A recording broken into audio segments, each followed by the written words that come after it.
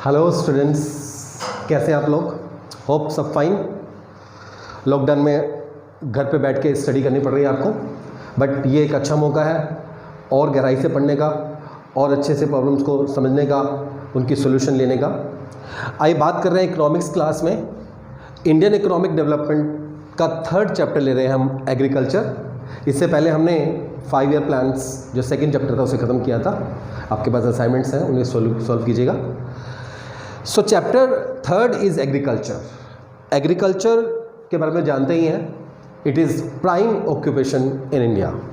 हम लोगों ने चैप्टर 1 में ऑक्यूपेशनल स्ट्रक्चर पढ़ा था, जिसमें मेजर जो सेक्टर था, जो सबसे बड़ा सेक्टर जिसमें सारा वर्क फोर्स लगा हुआ है इंडिया का, वो है agriculture. 72% people were engage at the time of independence. आज भी कम से कम 62% लोग लगे हुए हैं एग्रीकल्चर में।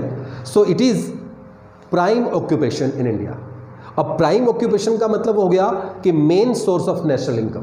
अगर हम बात करें नेशनल इनकम, जीडीपी की, जीएनपी की, तो सबके लिए जो मेजर कंट्रीब्यूशन है वो एग्रीकल्चर का है। सो एग्रीकल्चर इज़ वेरी इंपॉर्टेंट, इसीलिए इसको प्राइम सब्जेक्ट के रूप में, प्राइम टॉपिक के रूप में ले रहे हैं हम समझेंगे कि एग्रीकल्चर क्या है, एग्रीकल्चर की क्या इम्पोर्टेंस है इंडियन इकोनॉमी के लिए, इसकी क्या क्या प्रॉब्लम्स हैं आज के लिए। ओके, बात कर रहे हैं हम सबसे पहले इम्पोर्टेंस की। सो क्या इम्पोर्टेंस है एग्रीकल्चर की? देखिए, अपने 5 ईयर प्लान्स में हमने ग्रीन रेवोल्यूशन को अडॉप्ट किया था। ग्रीन रेवोल्यूशन के अंदर हमने मॉडर्न टेक्नोलॉजी को यूज़ किया, मॉडर्न टूल्स को यूज़ किया, HYV सीड्स को यूज़ किया। हमने अपनी प्रोडक्टिविटी को बढ़ाया। जो हम पहले डिपेंड कर रहे थे दूसरों के ऊपर फूड ग्रेन्स के लिए, हम फिर सेल्फ रिलायंट हो गए थे, हम आत्मनिर्भर हो गए थे फूड ग्रेन्स के लिए। बल्कि एग्रीकल्चर प्रोडक्ट्स, एग्रो प्रोडक्ट्स के सरप्लस को हमने एक्सपोर्ट करना शुरू कर दिया था। तो हमारे पास काफ़ी अच्छा फॉरेन ट्रेड के जरिए फॉरेन एक्सचेंज आना शुरू हो गया था। सो इम्पोर्टेंस की बात कर रहे हैं। पहला पॉइंट मैं ले रहा हूँ, कंट्रीब्यूशन टू जीडीपी। जीडीपी का मतलब ग्रोस डोमेस्टिक प्रोडक्ट। हमारे कंट्री में जो जीडीपी है उसका मेजर जो पार्ट है वो एग्रीकल्चर से आता है, राइट? 18%, आप समझेंगे 18% is a big portion. Okay, हम बात करते हैं किस तरह से। आप देखिए, जैसे मैंने बताया कि पॉपुलेशन का, वर्क फोर्स का बड़ा पार्ट जो है, बड़ा हिस्सा, बड़ी परसेंटेज जो है वो एग्रीकल्चर में काम कर रही है। सो बट नेचुरल है, एग्रीकल्चर के जरिए एग्रो प्रोडक्ट आ रहे हैं, एग्रीकल्चर के जरिए बाकी चीज़ों को सपोर्ट मिल रहा है। इंडस्ट्रीज़ को कह लीजिए, ट्रांसपोर्टेशन को कह लीजिए, बैंकिंग को कह लीजिए, इंश्योरेंस को कह लीजिए। सो एग्रीकल्चर के जरिए एक बड़ा सपोर्ट मिल रहा है, एक बड़ा कंट्रीब्यूशन मिल रहा है हमारे जीडीपी को। ओके, सेकेंड पॉइंट आता है supply of wage goods. Wage goods का मतलब कंज्यूमर गुड्स है। अब कंज्यूमर गुड्स हर तरह से है। हमारे पास वेजिटेबल्स आ रही हैं, हमारे पास फ्रूट्स आ रहे हैं, हमारे पास हर्ब्स आ रहे हैं, हमारे पास जो है एग्रीकल्चर के जरिए और चीज़ें, जैसे कि आज हम देखते हैं कि मेडिसिन्स वगैरह एग्रीकल्चर के जरिए हमारे पास आ रही हैं। ओके, और एग्रो प्रोडक्ट्स से ही बाकी प्रोडक्ट्स जो फैक्ट्रीज़ में बन रहे हैं वो भी डेवलप हो रहे हैं, राइट? तो बेसिक नीड्स लोगों की जो है, कंज्यूमर प्रोडक्ट्स हैं, वो ज़्यादातर हमारे एग्रीकल्चर से आ रहे हैं। सो हम डिपेंड कर रहे हैं एग्रीकल्चर के ऊपर। तो फिर क्यों ना हम एग्रीकल्चर को बैकबोन कह दें, क्योंकि एग्रीकल्चर के बिना जब जीडीपी नहीं बन पा रहा, जब कंज्यूमर गुड्स नहीं मिल रहे, तो इसका मतलब ये इकोनॉमी की बैकबोन है। सही कहा गया इसके बारे में। थर्ड पॉइंट आता है सोर्स ऑफ एम्प्लॉयमेंट। ये मैंने बताया आपको कि वर्क फोर्स का बड़ा पार्ट एग्रीकल्चर में लगा हुआ है, तो ये एक सोर्स ऑफ एम्प्लॉयमेंट बन जाता है। आज डायरेक्ट रूप से और इनडायरेक्ट रूप से बहुत से लोग एग्रीकल्चर से जुड़े हुए हैं। हम बात करें किसानों की, तो वो तो लगे हुए हैं, लेकिन किसानों के जो प्रोडक्ट को आगे सेलिंग करनी है मार्केट में, उनको वेयर हाउस में सपोर्ट देना है, उनको ट्रांसपोर्टेशन देनी है, तो कई लोगों को जो है एम्प्लॉयमेंट भी मिला हुआ है एग्रीकल्चर के जरिए। So it's a big source of employment. Okay, fourth point आता है supply of raw materials and demand to the industries. अब इसको समझ लीजिए, मैं अक्सर क्या कहता हूँ कि industries depend on agriculture and agriculture depends on industries. कैसे?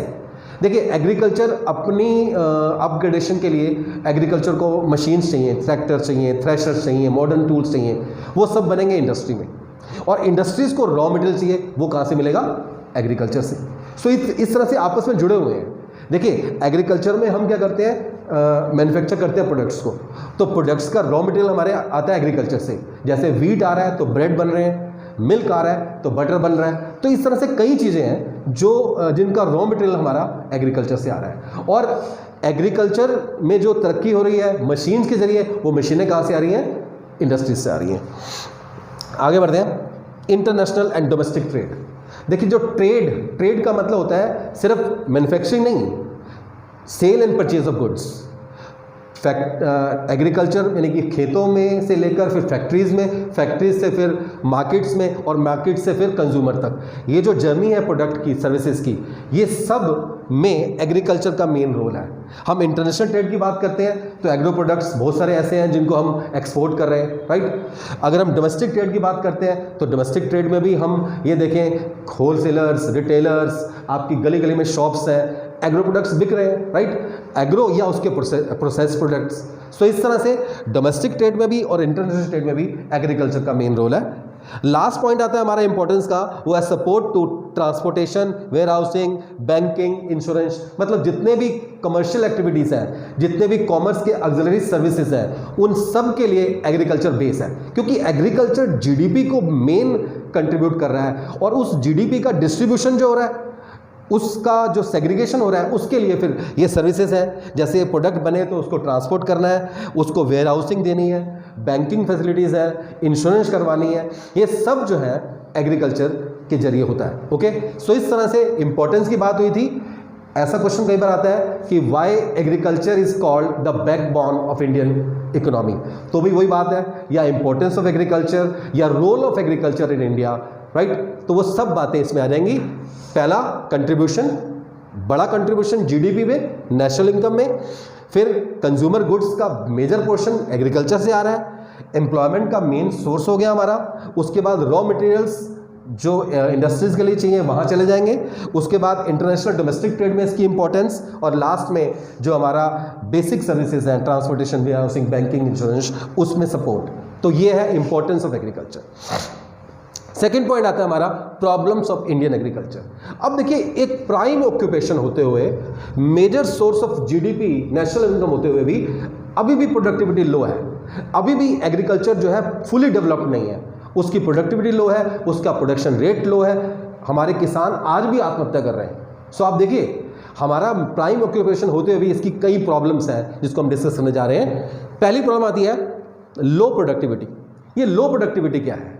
मतलब क्या हुआ कि किसान काम तो कर रहे हैं लेकिन उनका जो प्रोडक्शन आउटपुट है वो बहुत कम है, राइट। उसके पीछे कारण है, एक तो major portion of agriculture depends on rainfall. अगर बरसात अच्छी हुई तो फसल अच्छी होगी, बरसात नहीं हुई तो फसल अच्छी नहीं होगी। और उसके लिए क्या है, हमारे पास लैक ऑफ इरिगेशन है, यानी कि जो सिंचाई के साधन है बहुत कम है। हम डिपेंड करते हैं रेनफॉल पे, राइट। तो उस वजह से हमारा प्रोडक्टिविटी लो है। और उसके अलावा हमारे जो किसान हैं वो ट्रेडिशनल आउटलुक है उनका। आज भी वो मॉडर्न टेक्निक को यूज़ नहीं कर रहे, वो ट्रेडिशनल मेथड यूज़ कर रहे हैं। इस वजह से भी हमारी एग्रीकल्चर उतनी डेवलप नहीं है जितनी बाकी कंट्रीज़ में है। आगे बढ़ते हैं नंबर सेकंड में, small and scattered land holdings. देखिए, अंग्रेजों के समय से क्या था, एक लैंडलॉर्ड सिस्टम था, राइट। छोटी छोटी ज़मीन के टुकड़े थे लोगों के पास जिससे वो खेती कर रहे हैं। उसके बाद क्योंकि जॉइंट फैमिली सिस्टम था, वो आगे और बढ़ते गए। तो आज की सिचुएशन में अगर हम देखें, आज के सिनेरियो में देखें, तो लैंड होल्डिंग्स स्मॉल हो चुकी हैं। और छोटी छोटी लैंड होल्डिंग्स पे हम अपने बड़े बड़े एक्सपेरिमेंट्स नहीं कर सकते, राइट। तो मतलब क्या होता है, हम नहीं कर पाते साइंटिफिक और कोऑपरेटिव फार्मिंग, और जो मॉडर्न इनपुट्स हैं जिनसे हम अपनी प्रोडक्टिविटी बढ़ा सकते हैं वो भी हम यूज़ नहीं कर पाते, क्योंकि लैंड होल्डिंग्स छोटी छोटी हैं और वो भी बटी हुई हैं। ओके, नेक्स्ट आता है हमारा कन्वेंशनल आउटलुक। हमारे जो किसान है ना, they are not educated, they have still conventional traditional outlook. आज भी वो खुद के लिए खेती करना चाह रहे हैं, अपने परिवार के लिए करना चाह रहे हैं। आज भी वो कैश क्रॉप्स के पीछे नहीं भाग रहे हैं। आज भी वो क्या करते हैं, पुराने तरीक़ों से, जो बैल से हल चलाना, वो पुराने तरीके यूज़ कर रहे हैं अभी तक, राइट। तो उससे भी दिक्कत है हमें। तो इसमें मैं समझाता हूँ आपको कि सबसिस्टेंस फार्मिंग कर रहे हैं आज भी किसान, यानी अपने लिए, घर के लिए खेती करना, प्रॉफिट मोटिव नहीं है उनका। और इस वजह से एक डिस्गाइज्ड अनएम्प्लॉयमेंट है। क्या हुआ कि पूरी फैमिली एक खेत में काम कर रही है, सुबह उन्होंने पहले बुआई कर दी, फिर उसके बाद पानी वानी दे दिया, उसके बाद पूरा दिन वो फ्री हैं। They don't know that they are unemployed, क्योंकि उनको पता ही नहीं है basically. This is called disguise unemployment.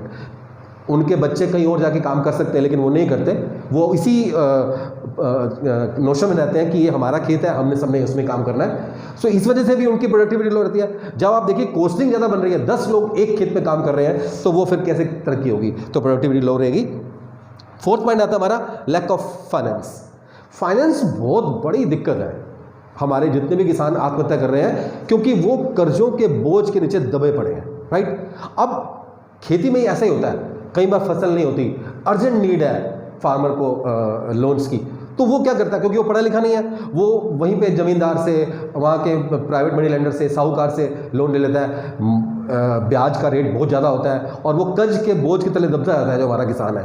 Even वो गवर्नमेंट से भी लेता है तो उसके बीच में बहुत से मिडल मैन होते हैं जो उसका मेजर पोर्शन ले जाते हैं, तो बेचारा किसान उसको प्रॉफिट मिल ही नहीं पाता। तो बात कर रहे हैं लैक ऑफ फाइनेंस की। एक तो हमारे लैंडलॉर्ड टेनेंट कॉन्फ्लिक्ट है उनके आपस में, लोग जो है ना, जो मेन जो लैंड ओनर्स हैं वो काम नहीं कर रहे, उन्होंने उसके ऊपर वो ठेके पे काम दे रखा है, वहाँ पर किराएदार फार्मर्स काम कर रहे हैं। उसके बाद उनको अर्जेंट नीड होती है क्योंकि फसल नहीं हुई, बारिश नहीं हुई, तो उनको लोन्स चाहिए, और वो लोन्स जो है ना वो प्राइवेट मनी लेंडर्स देते हैं। इसी वजह से उनके ऊपर बर्डन आता है, सुसाइड कर लेते हैं। इसीलिए कई लोग खेती से हटते जा रहे हैं, और हमें कई बार ये बड़ा अलार्मिंग सा लगता है कि अगर किसान खेती करने से मना कर दे तो फिर हमारा क्या होगा, कैसे हमें फूड मिलेगा, कैसे हमें बाकी चीज़ें मिलेगी जो एग्रीकल्चर देती है।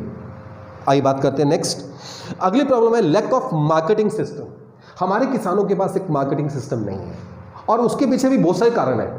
क्या कि किसान की फसल जब तक बनती है, जब तक वो विकसित होती है, तब तक उसके ऊपर बर्डन बढ़ चुका होता है अपनी फाइनेंशियल नीड्स का, और कई बार तो फसल भी ऐसी होती है कि बहुत जल्दी खराब होने वाली होती है। तो ऐसे में जो मिडल मैन है, जो कि उनका खून चूसने वाले हैं, वो उनके आसपास ही होते हैं, वो खेत में ही फसल खरीद लेते हैं, तो वो जो है बहुत सस्ते में उनसे ले लेते हैं और सारा का सारा प्रॉफिट उनको मिल जाता है, तो किसानों को कुछ मिल ही नहीं पाता। यहाँ मैं बात कर रहा हूँ मार्केटिंग सिस्टम की कमी की वजह से, क्योंकि इलिटरेसी है किसानों में, राइट। मिडलमैन बहुत है, वो उनसे फोर्स सेल करवाते हैं किसी ना किसी पॉइंट ऑफ व्यू से, किसी दबाव की वजह से, इसीलिए उनको प्रॉफिट कम मिलता है। और जब प्रॉफिट कम मिलता है बच्चों, तो फिर कोई भी मन से काम नहीं कर सकता, राइट। ये हर जगह लागू होता है। हमने जो आज सीखा है वो क्या है एग्रीकल्चर की इंपॉर्टेंस, जिसके 6 पॉइंट्स थे, फिर उसकी क्या क्या प्रॉब्लम्स हैं जो 5 है।